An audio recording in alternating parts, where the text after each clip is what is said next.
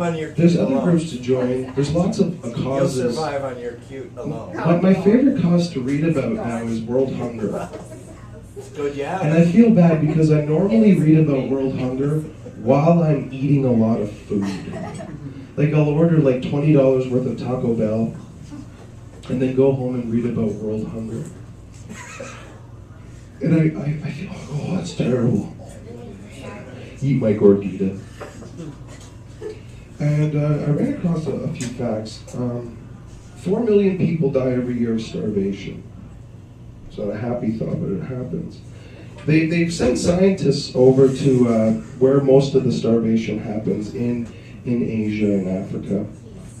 And the scientists were very well-fed guys, and they had like those schmuck on, and they had their little notepad, and like, we're gonna take notes. And these chubby guys were figuring out the infrastructure it would take to supply Africa and Asia with a reusable type of agriculture would cost $13 billion.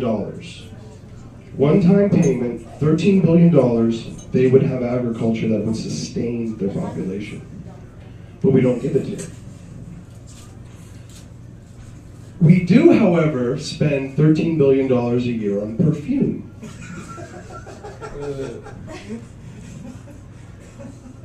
That's just Canada and the States together. Every year, we spend $13 billion on smelling nice. And accept the fact that 4 million people die. I just think that they should work that into the perfume ad somehow. Like Elizabeth Taylor's White Diamonds, or whatever Britney Spears' fucking face is on, or whatever. They should somehow mention that. By the way.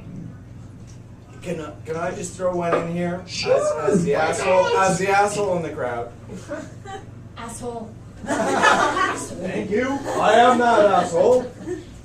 But the thing is, of the perfumes, one of the primary contents of it, you know, you've heard in high school of how beaver furs were taken to Europe, and that was how Canada was invented. Well, it wasn't. It was actually... He just said beaver. Beaver means pussy. I'm going to take that one step up. Beaver anal glands is what makes your perfumes smell so beautiful. I'm sorry. Plug your ears now. Beaver anal gland is the key content of all the best perfumes in the world. Sweet Jesus. I always thought that was the original name of the Tragically Hip. Weren't they the Beaver anal glands at one point? Well, they did, but their cousin said, no, don't call yourself the Beaver anal glands, you won't be successful. He was right. Yeah. And That's how perfumes are made. And you do, if you have an expensive perfume, you are rubbing this beaver anal. It's all over my neck tonight.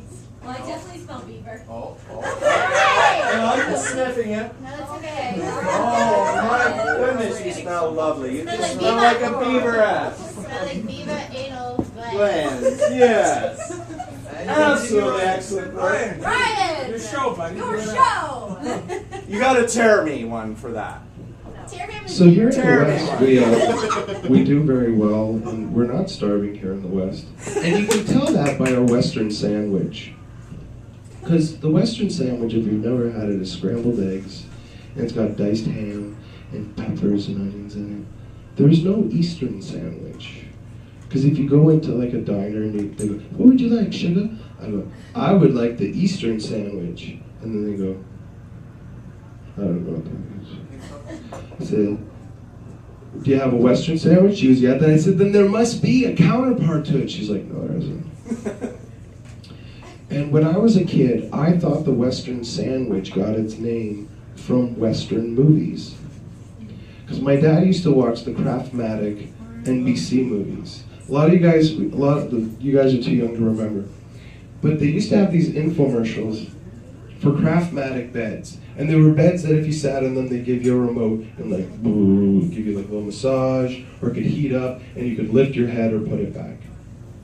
But they weren't happy enough just having a commercial. They would sponsor a whole film. So you'd watch a movie, you'd watch like Hang 'em High on NBC, and then every commercial break they go, we'll be right back to Clint Eastwood shooting Mexicans in a minute, but first of all, we're going to talk about the Craftmatic bed. And they would use the same actors on every break. And at first they were really enthusiastic. They were like, oh, this bed's amazing, it's a godsend, I can blow myself, it's so much fun. But then by the end of the show, they were so tired of saying the same bits, they were like, buy it or don't, we don't give a shit, it's a bed, go back to the movie. And my dad would watch these westerns, and I would sit with him as a dutiful son, and just go, Dad, when do they eat the western sandwich? And my dad would sit there and sip his whiskey and go, shut up. What sandwich? What the fuck are you talking about? The western sandwich! Didn't the western sandwich come from these movies?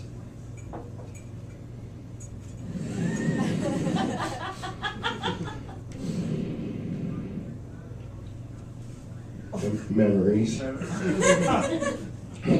Whenever I order a western sandwich, I always feel silly because it has like that list to it. Like, can I have a western sandwich? It's like when you order a mojito. It's hard to sound manly and like, can I have a mojito? And can you pour it on my Brownsville station?